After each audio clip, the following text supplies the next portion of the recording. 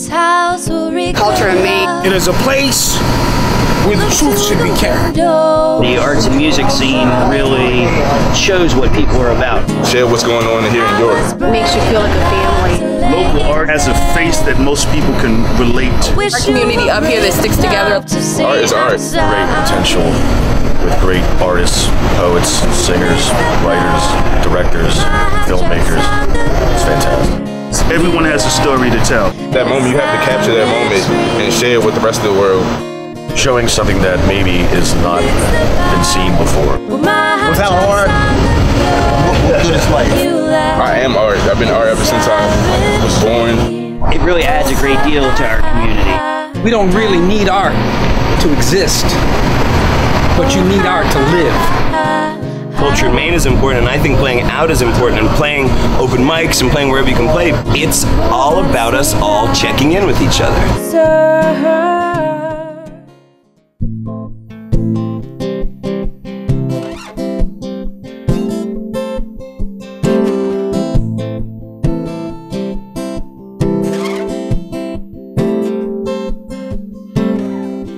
Had my hopes high, got a let down. Had a love of my life that's not in my life now. Got your new plans for the new things, all of which I assume replaced me. But how could you think of such a thing? You swore you'd never. Another year down the drain, another wasted winter. How could you think of such a thing? You swore you'd never. Another year down the drain, another wasted winter. All over again.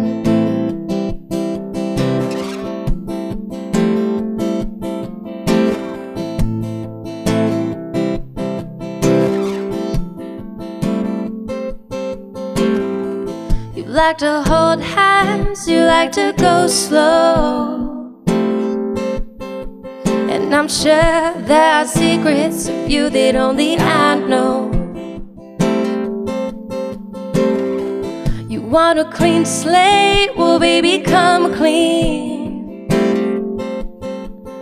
Never said I was innocent, never caught you guilty. But how could you think of such a thing? You swore you'd never. Another year down the drain, another wasted winter. How could you think of such a thing? You swore you'd never. Another year down the drain, another wasted winter. All over again.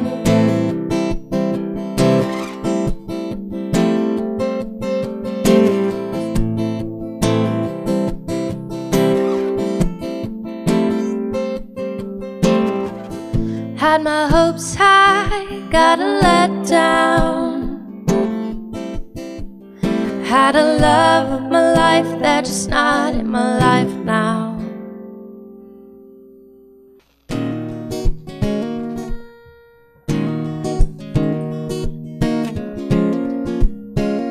You can sing by yourself? You can do it by yourself.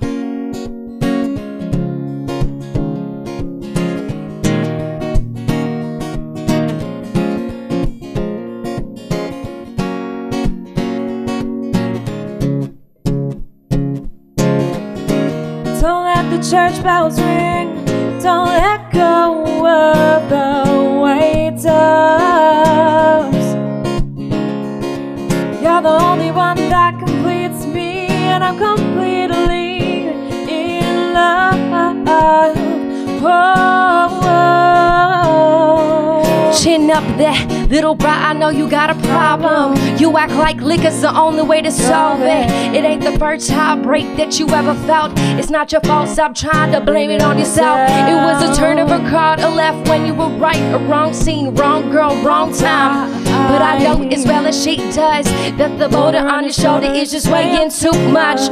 You need somebody to console you, somebody to confide in, somebody who will take the time and try to figure out your situation, stand you up, give you armor, and push you in the right direction. And I remember how you told me she was good with words, so good at back that sometimes it even hurt. And now she's wearing that white dress for someone else. The ring on the left hand is the hand you dealt. And now I know it's still a struggle just to get by. You wanna hit the road, yeah man, you wanna drive right off the bridge and set your soul at peace. You need to let go of her and kill that memory. Don't let the church bells ring.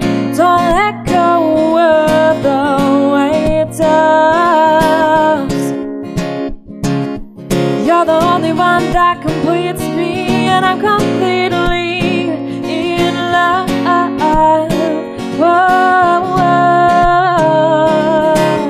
I call it how I see it. I saw you staring at me the last time I stepped on stage in the Angel City. I took the mic with my heart and I packed my bag. I guess I realized that we never stood a fighting chance. But it's so common to get caught up in love. I gave up everyone I knew, still it wasn't enough. So I lost hope and let my feet hit the road. The 1 year I spent with you felt like I spent it alone. And I soon learned to control my paper tongue, singing day after day, writing song after song. And all I want was for it to admit you were wrong. Just admit you were wrong. I don't end this vicious cycle of words bound in my teeth. And I'll come back to Cali, I promise I'll never leave. But that's just crazy dreaming, I guess that's me not thinking. What's done is done, there's no tale, rhyme, song, or reason. Don't let the church bells ring. Don't let go of the way it does.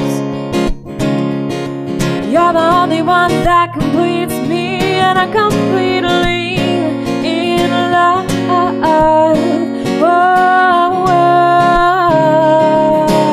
So once I leave, I would never come back. It was a matter of fact, it's a matter of fact that your heart will break every day that I'm gone. Don't believe all you hear, cause your ears can be wrong. And it wasn't the West Coast that kept me, it was all the fake smiles and the time just say cheese. It was every beat to every song that I played. So eat your heart out while I'm living up, and you'll be another line. Fool, that was sorry, just another song that ends in an offbeat. But if those friends are really someone you trust, then I'm glad, girl, glad you said goodbye to us. Don't let the church bells ring. Don't let go of the way it does. You're the only one that completes me, and I'm completely in love. Whoa, whoa.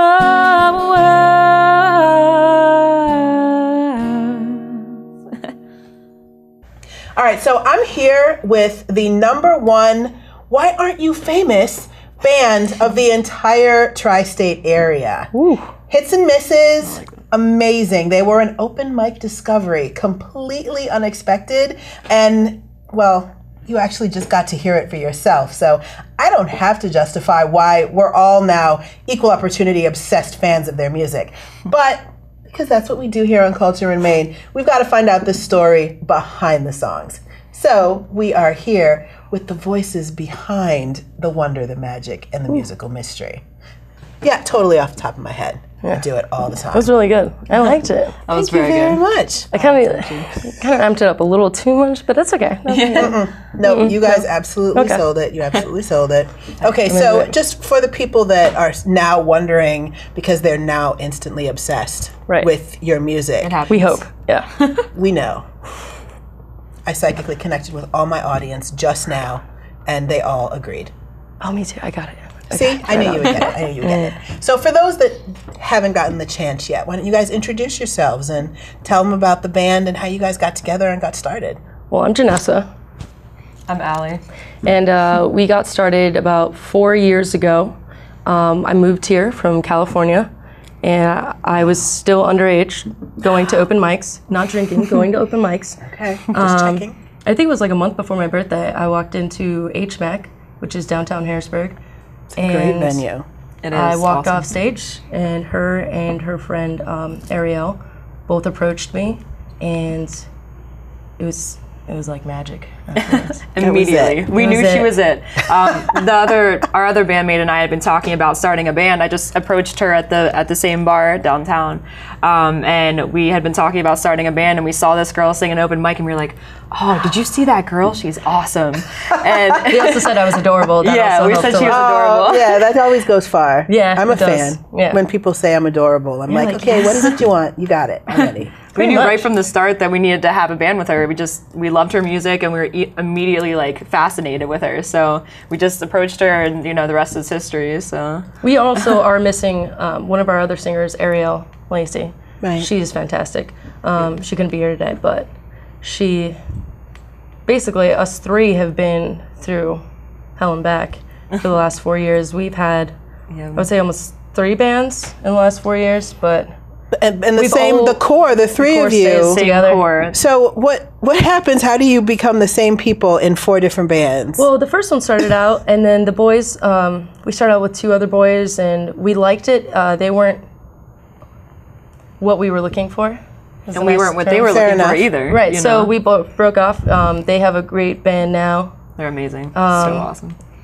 But we're just 2 different types of people. We loved the harmonies. We loved, like, lyrics. We wanted that. The music was just a backup.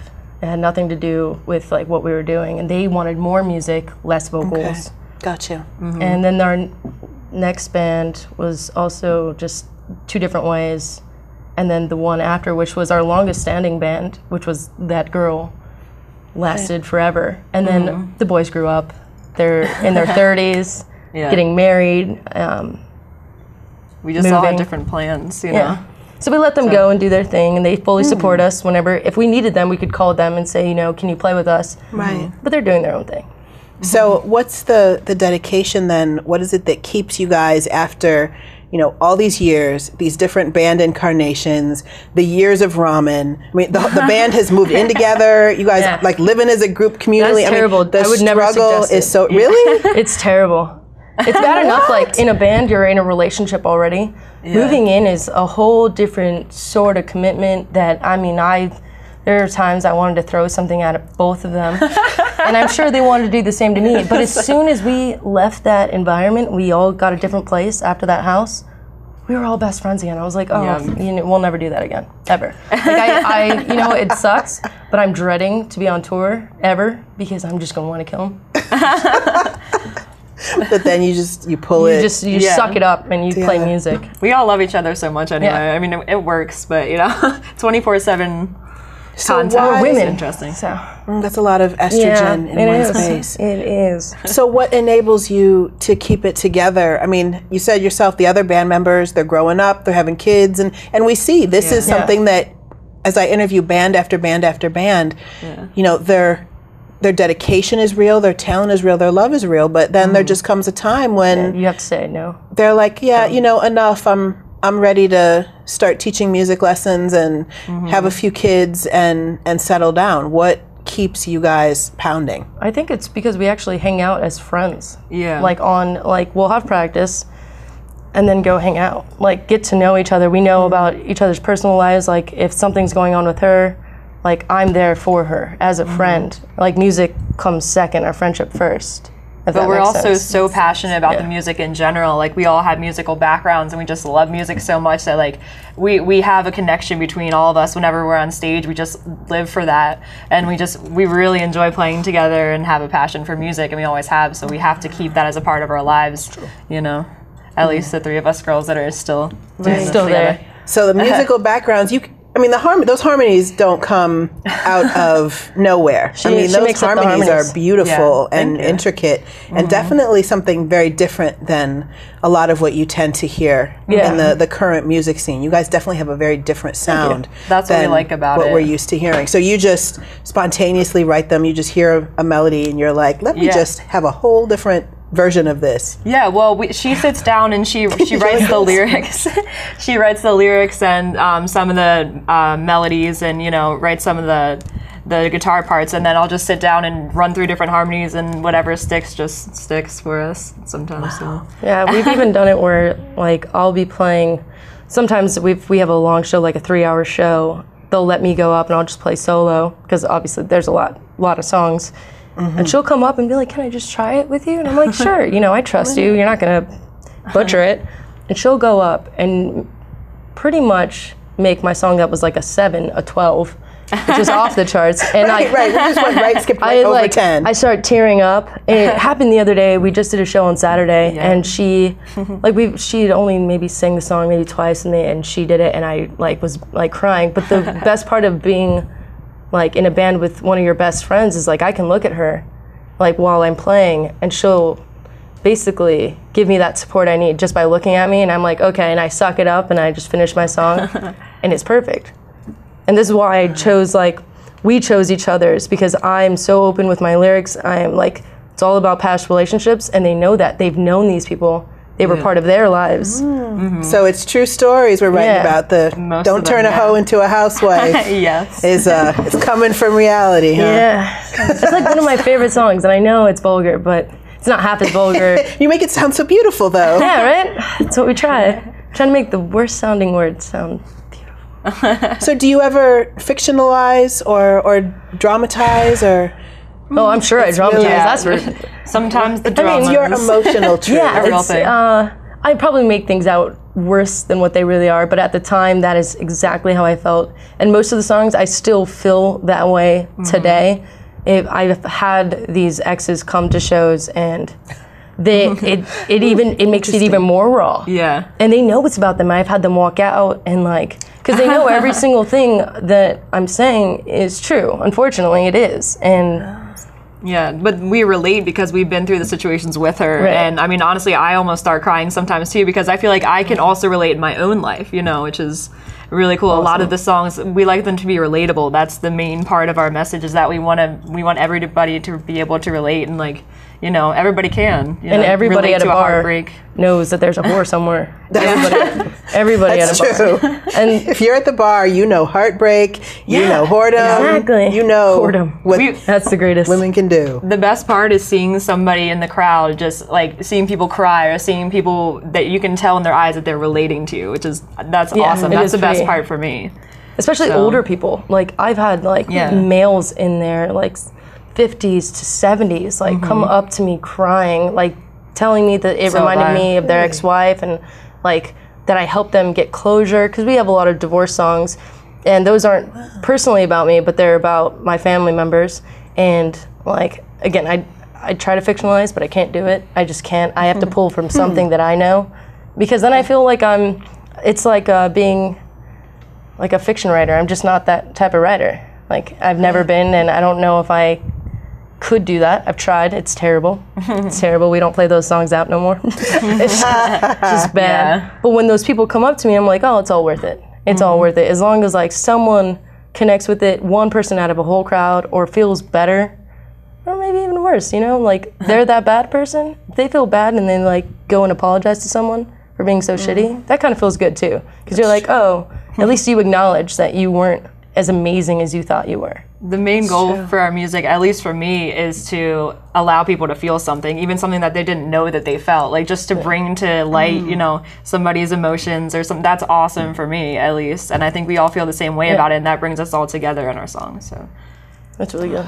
So now, where can people that just need more, that want to have their emotional landscape reshaped by the music, where can they find you? You can find us. Reverb Nation has some of our songs on there. I believe most of them are free downloads for now, because we've been working on an album for about 3 years.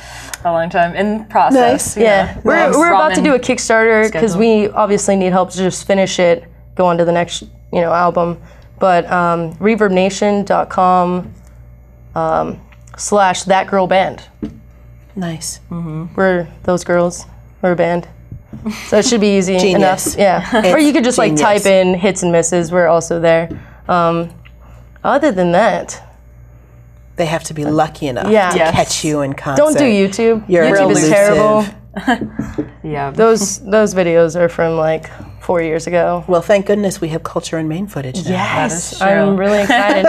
Thank God for that. Well, hopefully, with any luck, we'll be able to catch these guys at a Quality Fest when it comes to York. But in the meantime, make sure you check them out on Reverb Nation. Make sure you Google their amazing music. And we'll just have to make sure to have them back in time for their album release.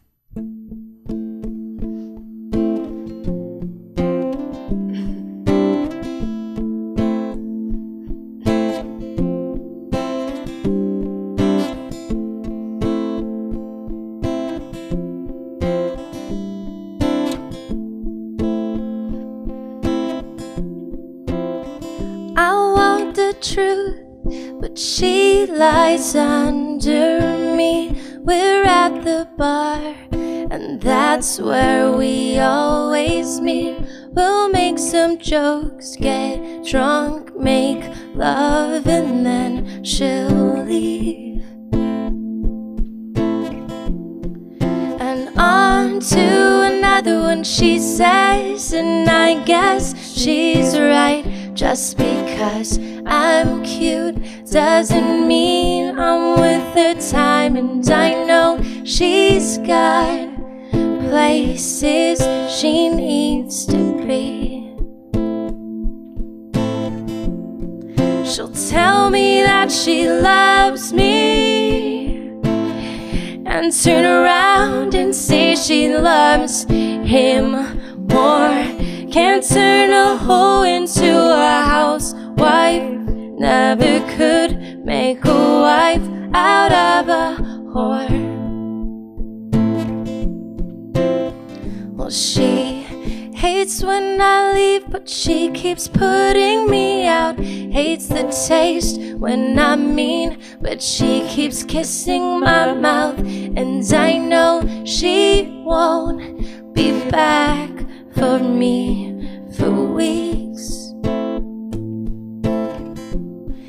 And on to another one, she says, and I guess she's right. Just because I'm cute doesn't mean I'm with her time. And I know she's got places she needs to be. She'll tell me that she loves me and turn around and say she loves him more. Can't turn a hoe into a housewife. Never could make a wife out of a whore.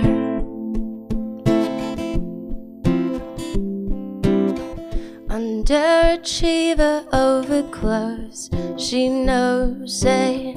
It's hard to tell her when to go. I've blown this whole thing to hell in a matter of days.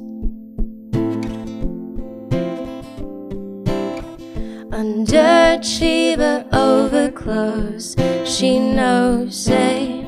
It's hard to tell her when to go. I've blown this whole thing to hell in a matter of days. She'll tell me that she loves me and turn around and say she loves him more. Can't turn a hoe into a housewife. Never could make a wife out of a whore. I want the truth, but she lies under me. We're at the bar, and that's where we always meet. We'll make some jokes, get drunk, make love, and then she'll leave. I'm going to read an excerpt from Ken's War the Young Adult novel. To set up the scene, Ken has been in Japan with his dad now for 2 years. He's 17 years old, and during this time he has developed a little bit of a crush on a young Japanese woman. His father has forbidden him to be with her. But the way kids are, you can guess what I'm going to say next. Ken and Yasuko have spent the whole night together at a Japanese festival, and now they're coming home. There has been a storm, so the setting is a little bit, there's downed trees and things like that. Ken picked up a flat stone and winged it across a muddy pond. The stone skipped to the opposite side. By the time morning sounds of birds and creaky well handles started up, Yasuko was his equal in the art of skipping stones. They were both pretty happy about that. They heard a vehicle approaching, and without consulting each other, they ducked behind some bushes. The army jeep sped by, ground its gears, and reversed. "Does your father know you're out this time of night with a—" Major Bellamy in the driver's seat made a spitting noise. His flashlight beam stabbed Ken's eyes. "It's not night." Ken attacked the part of the question that didn't pose troublesome implications. "It's 0500 hours, Bellamy said. What say you kids jump in the back now?" "That's okay," Ken said. His dad would be in bed for another hour and a half, long enough for Ken to think of how to face him, what to say, what not to say. "We don't need a ride. We'll walk." Bellamy glared at the young Japanese woman and then at Ken. "If I was you, I'd say goodbye to your friend here, you know, and hop in the Jeep. Your old man'll go easier on you if you don't bring your friend along." "I'm not afraid of my father. I didn't do anything wrong." "If that's true, why don't you climb on board?" Bellamy asked. Ken helped Yasuko into the back of the Jeep. "You're too full of piss and vinegar." Bellamy's voice hinted at a grudging admiration. "Jerk," Ken muttered. The Major drove too fast over ruts and fallen branches. The Jeep bounced over a downed palm tree, launching them off their seats. Yasuko half stood to catch her geisha doll as it flew off her lap. Ken threw himself onto Yasuko to hold her and the doll down. He wasn't worried for himself. He'd take whatever punishment his dad dished out. And if his dad tried to hit him, why, he'd flip him on his ass. He could do that. He learned it in martial arts. And if that didn't work, he could at least bring the old man to his knees. He was sure of that. What were Yasuko's parents going to do to her when she returned home? How would they punish her?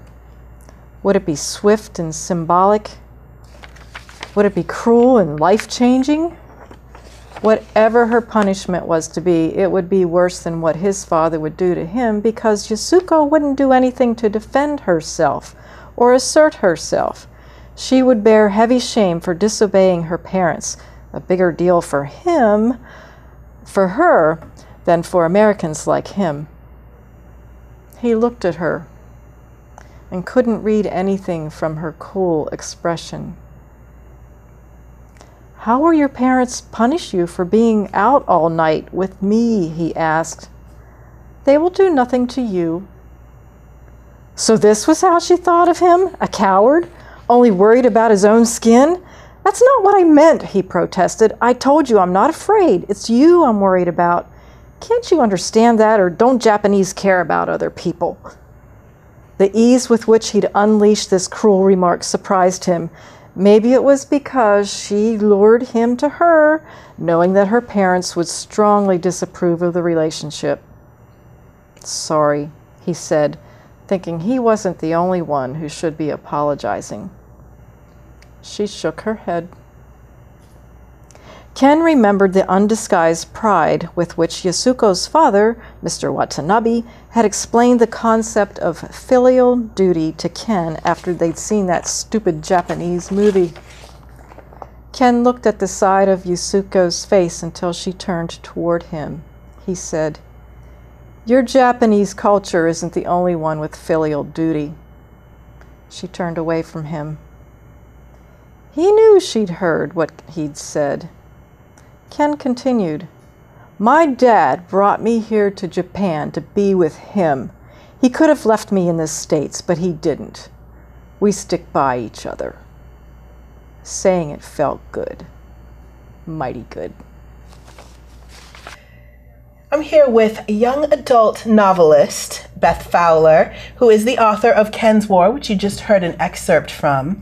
Now, what I love about what you do is that you are part of like the hottest movement in all of what's going on in the literary world today with, we were talking earlier about Hunger Games, taking over, and young adult novels. Right. This idea that, these books are for kids, but they're not. They're adult themes, they're adult issues and struggles and emotions, but just written in that more accessible, more personal style. And you've got kids reading it, you've got adults reading it, you've really got the whole, market at your fingertips. That's true, it's a huge market. Just waiting. Is that what made you decide to write for young adults as opposed to writing for adults or for kids? What made me decide to write this particular story was I actually met a man who was a martial arts instructor, a white man, and somehow it came out, he let me know that he had lived in Japan and was raised in Japan at that as a teenager, and I thought that must have been an incredible experience. So what is it that made you choose this particular story? I mean, it's, of course, yes, it's interesting that someone lived in another culture, that they're completely different, but... How often do you use these? Every day? No. Oh, okay. Whoops. I thought I could do it. All right, I think I remember you're supposed to hold one like you're holding a pencil. Yeah. Okay. Oh, man. All right.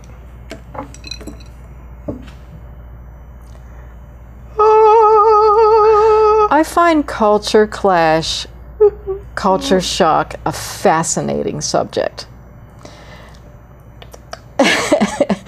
Ken ends up in Japan. It's so much harder than it looks. Yeah, I know. There's a finesse to it, and I've seen women pick up pork chops with these. But anyhow, Ken is a teenager, which can be exciting enough, but he's thrown in Japan, where everything is upside down and backwards, to use his words. And we sometimes think, well, yeah, that's another country, culture shock. But have you ever, gone to a new school for the first time, and everything's all different, or you move to a different neighborhood, or even going to a friend's house? That's true. And it's different there. They do things differently. Some people from other cultures wonder, how the heck can we use a fork and not stab our tongue? That's true. Yeah. That's true. We got sharp knives. I had an English friend who was really, and you think England, America, it's the same language, it's very similar culture. And he was horrified because we shovel. We use our fork the right way and scoop stuff up. Right. And in England, they flip their fork over and put the food on the back. And what we were doing, he said, that is like a barbarian eating with their fingers. He was just appalled. And it was something that was so simple that I wouldn't have even noticed it. And I would never have thought about that as being a cultural difference. But he said it was hugely complicated for him just being in an American dining room. Right. So the idea of a whole different set of utensils, of different food, of not knowing the manners, not knowing what that's like. But I think you're right, it is still, it's more dramatic in this story when it's another country, a different language, but it's something that everyone can identify with, because at some time we've all felt like we were thrown in to an environment and we didn't know the rules, but we still had to figure out how to survive and how to connect and how to remember who we were. It's humbling to be in another environment and not be quite sure what I'm supposed to do, what's okay, what's frowned upon. So is it hard, I know that you said you had to cut huge sections of the book, that you made a lot of changes based on those additional readers, based on that feedback, and then, based on your own evaluation. How do you decide what stays in and what goes? The advice that I give other writers is, does it move the plot forward? Because writers love to do flashbacks because they're fun to write, but they're not necessarily fun to read unless they're giving us something. And the other thing I tell writers when they're self-editing is be in a really bad mood when you're editing your own work. I hate that. Yeah. It's terrible. Yeah. Get rid of it. Nice. And when you, because I'm always interested in this, when you are working with other groups of writers, do you have like a writing group that you network with, that you read to and, you know, take their advice throughout the process? Or do you tend to write something and then give it to somebody to just read the whole thing? You know, how do you go about working with other writers? All the above. And it's so easy now because there's all kinds of online resources. That's very true. You can get people to read and comment. I think it's really important to have a flesh and blood connection with people also to get some feedback. So what about the publishing process? When you went about wanting to put this book out there, how did you go about deciding how you were going to publish it and get that work out to people? I'm glad you asked that question. For anybody who's interested in marketing, here's the key. Know your target. I spent a lot of time pitching this to publishers of adult fiction. And then one day, this is young adult. The first publisher it went to, they accepted it. So it was all about my pitch, who I was targeting. Nice. Yeah. So once they accepted the book, and then they started putting that out there. And I know, because this is a big thing with writers, is should I self-publish? Do I go with a small press? Do I go with a larger press? How do I go about marketing the book? How do I decide who to approach with this book? Yeah. So you said definitely find a publisher that's publishing what kind of book you want to write. Which means we writers have to do some homework. You don't just jump on the website and submit your stuff. It's like, what are they publishing? You know, do they even have this kind of stuff? It's no fun getting rejection notices. True. And yet part of the game. Yeah, it's a big part of it. Nice. So now that Ken is out there, what's next? Does he get a sequel, or are you ready to move on to something totally different? What's next? That's a great question. I have 2 other books that are finished, but I want to keep wow. pushing this, so to speak, marketing, exposing it. Right. And when that's kind of settled down, then we'll see what happens with the next 2. Ooh, fingers crossed. Well, make sure that you check and find Ken's War online. You can get it. It's available for download as well. You can Kindle it, and you can have it on your e-reader, or you can actually have a physical copy in your hands, which I freely admit I'm old-fashioned. Yeah. And I prefer my paper book. But a huge thanks to Beth for coming on the show and for sharing the book with us. I'm so excited, and I know that, well, I sincerely hope that our whole county decides that they're going to go out there and check it out, because there are just not nearly enough people that are putting the stories of our Pennsylvania out there. And I might be a little biased, but I tend to think that we have a wonderfully rich and creative culture. So the idea that we have the story of a real hometown hero is something I totally love. I help fend for the needy as I send off the greedy to cause an upheaval of the evil in people through these spoken sequels. I now quell my anger through this new age quill, so I've encaged my rage in this page, hoping it don't escape. They said I was crazy and had a defection in my brain, but before I go any further, I'll explain. I guess it's simply based on perception, cause I called it a flawed perfection, and never did I believe my insanity would be forcing me to be the man you now see. At the time I couldn't conceive creativity was how the message would be received. But I guess it can be like art on display. Is it the words chosen or the way they're conveyed? I used to hide away, frozen and ashamed, until it hit me like an epiphany, removing all discrepancies from inside of me. And I'm trying to break free of anxiety, but I was scared of what society thought of me, and that's not how it ought to be, so I think back to what mama taught me. Stand up for others and live through your heart. And I finally know where to start. That's why I keep these feelings by the heap full. Everything I do is for the people. So now everyone needs health care, but nobody seems to care. We only have that simple HMO, and it's not even worth its weight in cold. See, we pay for their protection, yet only receive their deflection. So you get admitted and tested on and rejected, but if you're gonna die, it won't cover being resuscitated. That's why we live being beaten and broken, and why I haven't spoken about this health care. I found it's more like death care. While they sit and stare at us losing the Reaper's game, then fighting for their soul to claim as their monetary gain and making our children clean a bloodstain. But they know you can't pay and make sure you can't find your way, in turn making your children pay their way to spread more suffering and decay. So in a way, this pain and dismay is gonna stay until we all pass away. Just learn to be stern in this new mentality, and let's show society we won't stand for this hypocrisy. At least let's find a cure before this atrocity becomes our children's reality. Now, every once in a while, I get really lucky here on Culture in Maine, and somebody super exciting just contacts me out of the blue, or maybe I stumble across them in a restaurant or at an open mic, and I find this incredible emerging artist, and I get to showcase them on Culture in Maine before the entire rest of the world finds them. And LaFawn is one of those. I love the spoken word, dude, for real. Thank you. For real. And so it's so easy to come up with, a rhyme that's just about, something that you've gone through. Not easy, because to express and to create art is never easy. But to find a topic or a subject that's about what you've been going through, or, your emotional experience, that's right there, that's accessible.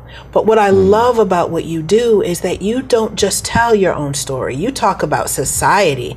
You're talking about what's going on with other people. And is it personal too? Does it apply to? Sure. But I'm sitting out there and I'm like, oh my gosh, he's telling my story. And I know that everybody else is out there too, like, oh my gosh, he gets it. He's telling my story. No, he's telling my story. No, he's telling my story. What is it about something in particular that makes you say, I need to tell that story? I need to put that in a poem? Well, first and foremost, everything that brought me into what I'm doing now is my daughter. It was one of those... like once your kid's born, you have to reevaluate everything in your life. Yes. And the moment she was born, I tried thinking of all the greatest things I could do as a father to be there for her, and trying to make the world a better place seemed like my best option. Aww. So I just kind of ran with it from there, and I'm a natural observationist, so I can just watch people, figure them out, and then I can see people hurt all the time. It really bothers me, so I'm trying to change it. Wow. One poem at a time? If need be. So now, why poetry as opposed to, political activism or collecting sculptures or taking signatures downtown? What made you decide that poetry was the way that you were going to try to reach people and communicate? That was all by accident. It really was. I had a conversation with a friend over the phone. We were just cracking jokes back and forth, and it just sparked from me doodling in a book to writing a simple line, and from that one line on, it wouldn't stop. Wow. So now, are you a native York boy? No. No. I'm not really native to anything. It's never been ending on the moving, so I'm native to wherever I'm needed. So how'd you end up here? Oh, another friend of the family, and you're just needed. Yeah, so I'm around. Oh. So now, when you compare and you think about what it's like to be here in York, what it's like to be dealing with the people here in York and life here, how does it compare? How is it different than other places you've lived? Or have you found that most places are really the same once you get to know people? Yeah, it's pretty much the same. It's basing what you have your perception when you first meet people, which, I'm always trying to curb, because, I want to treat, obviously, everybody equally. So, right, true. So I unfortunately come across a lot of people that like to pull the wool over my eyes, or at least attempt to, but unfortunately, if you pay close enough attention, somebody's eyes will tell you anything you want to know. So you get to catch it ahead of time. So what can you tell about somebody when you look into their eyes? If you're everything, just watching even from the muscles around the eyes to the way that they hold themselves, the way that they stand, walk, anything you can base somebody's entire personality almost on that. Because you stand a little more upright, you're either, you can hold yourself higher in regard. You may not be as depressed as a lot of other people are, or your back might hurt. Take your pick. You gotta weigh in. weigh and figure out which one it may be. It's true. Well, I have been frequently told the expression, fake it till you make it. And that because sometimes if you put that smile on, even if you're not feeling it at first, if you keep smiling, it will make you feel happier. And if you walk with your shoulders up and, you walk a little straighter and prouder, or if you put that nicer clothing on, or, if you just walk with a more confident stride, it will help you feel that way. I completely agree. I think it actually just might. I mean, I think I've been smiling so long that it's broken and it won't turn off. So the broken laugh, the broken smile, stuck in the on position. Yep. That's better than the other way. Very true. Sure. Very true. So, but now all the stuff that you write about, it's not always just the happy stuff. No. So is it, that doesn't go opposite with the life philosophy? Why focus on some of the things that are more challenging or more difficult when you're writing? I like pointing out things that I see, and so far in life I haven't found very many people that see things differently, at least not to the extent that I do. Not saying I see them any clearer or any better, everything's still just as confusing for me, but there's like 32 mental conditions kind of changing my observation. Wow. And that's something that, a lot of people are not really comfortable talking flat out, saying, hey, you know what, I suffer from all different kinds of isms, different mental conditions. But yet, sometimes it's before the camera turns on, sometimes after it turns off. You see a lot of particularly artists, people that feel strongly, people that emote, people that are really aware of the emotional reality of the world. So it's very frequent to find artists with anxiety or with depression, struggling with bipolar disorder. And some of them are very open about talking about it. So, 32 diagnoses that's a lot to be working with. No, I just accept that I'm crazy and deal with it. That's the short version. Yeah, it was struggle through the years, and then, it's always, if you keep looking inward or stepping out of your own shoes and trying to look at it from somebody else's point of view.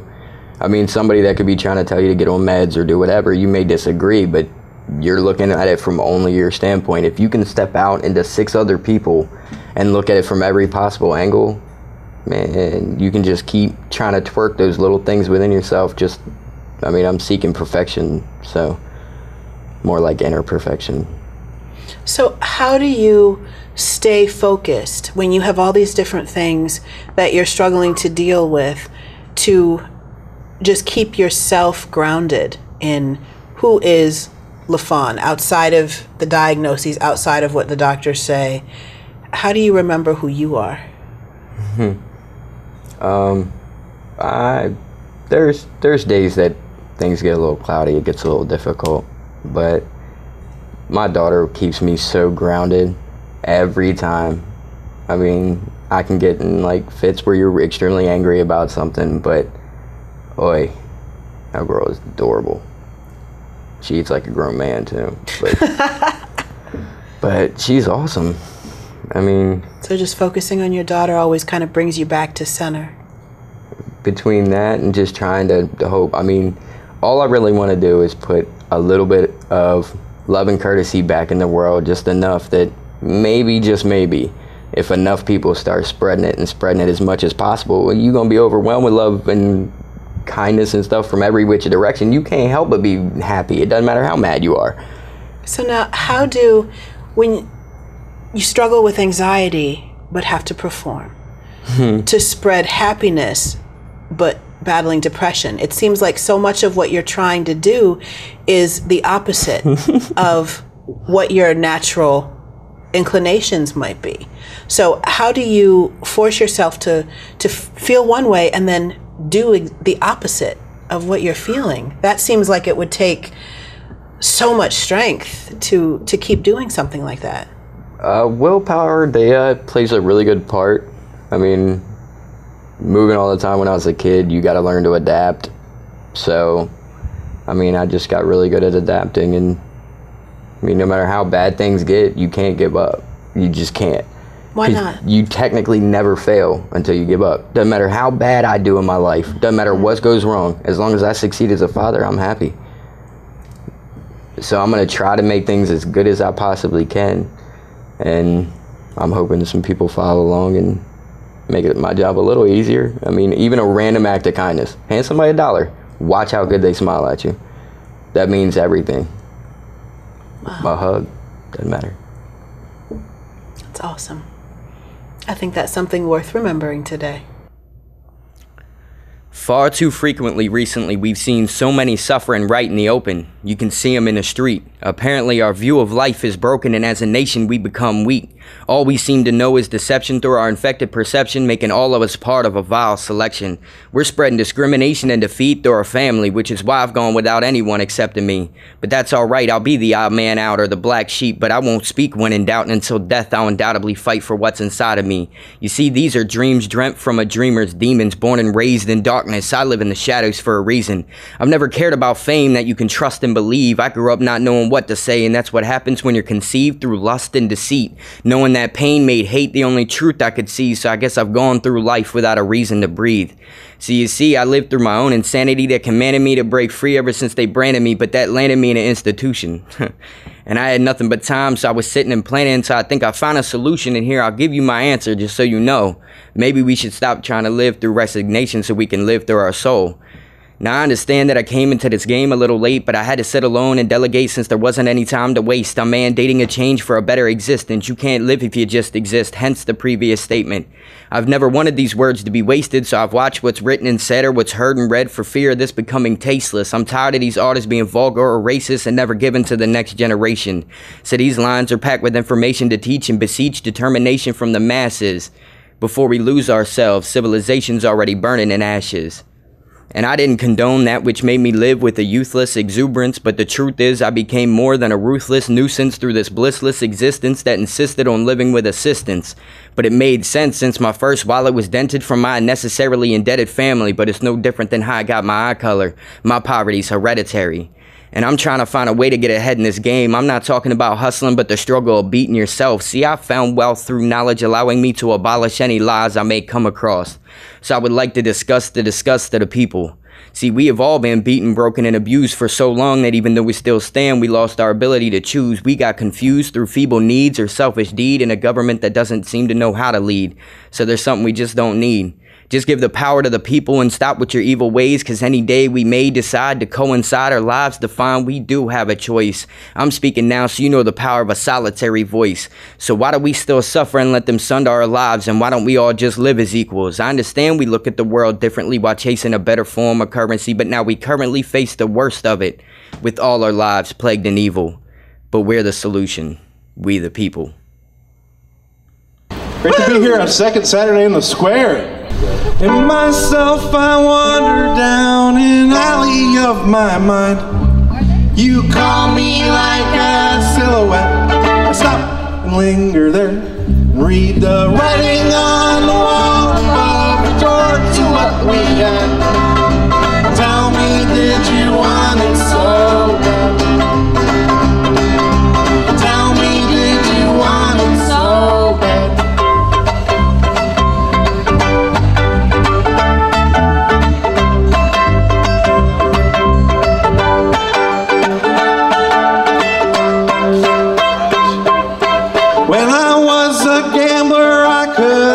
Nothing more. Money came and women went, and minds were lost and dimes were spent. When I was a gambler, I wasn't long to find.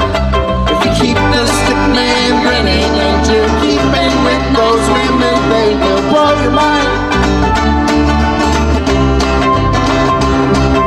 Send me them dice my way, it's the hard way or the highway. She took the Jersey Skyway and she said I drove her mad. Play your hand, place your bet. Love is like a silhouette. Tell me, did you want it so bad? Tell me, did you want it so bad?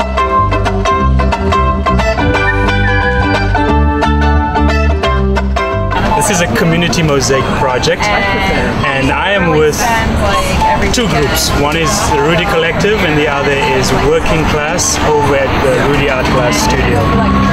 And so for this second Saturday, where the focus is the visual arts, we decided to work on the second Saturday logo. This one here. And so what we've done is broken it up into the 4 quadrants and asked the community to get involved in designing and making, fabricating the mosaic.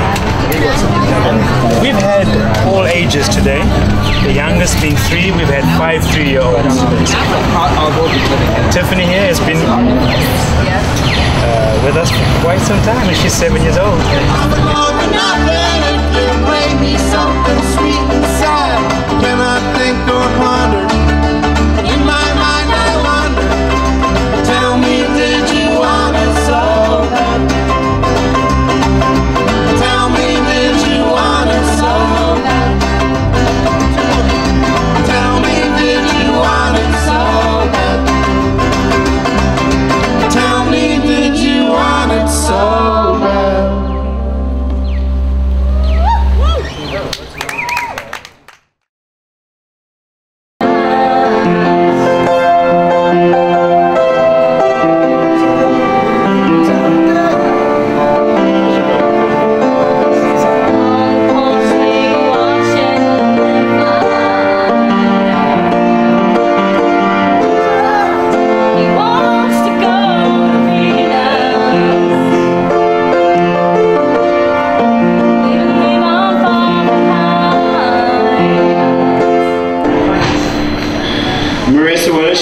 Baby.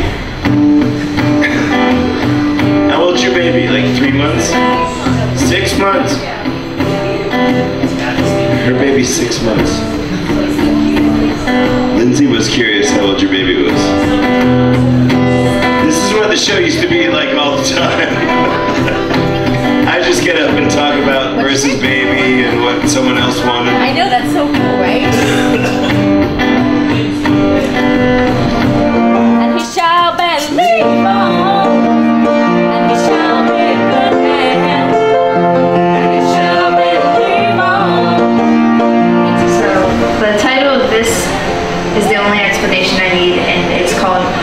Cheesy shit. Nice. When you aren't around, I lose sight of the real things. Like how clarity can be found in the comfort of silence, or how shadows in the candlelight can create art at its finest. When you're away, the days become mundane, no poetry, only lectures, where loneliness turns into midnight fears. It could be defined as an addiction, the way I shake and toss myself to sleep without the feeling of your body next to me. I find myself counting all the stars that connect us, wondering how often my image crosses your mind. If I had one wish, I would stop time and live in the silhouette I cast in your eyes. Yeah!